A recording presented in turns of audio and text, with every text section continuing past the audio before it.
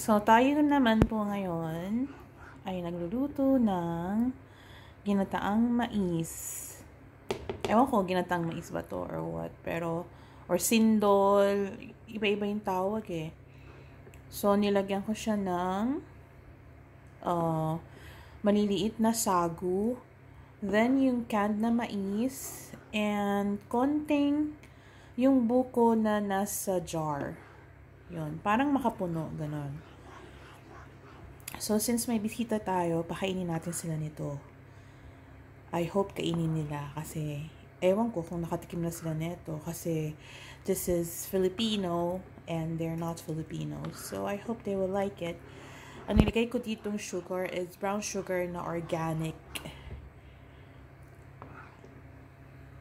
Yan. So, favorite namin to ng family ko. Kasi nga, yung ginagawa ko kasi hindi masyadong matamis. Parang tama lang. And creamy siya. Huwag naman masyadong super duper yung creamy.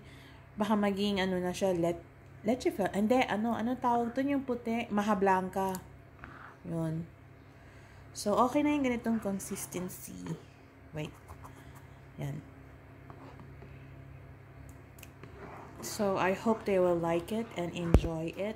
Minsan nilalagyan namin to, for example, in each cup or glass or bowl, nilalagyan namin ng ice. Masarap.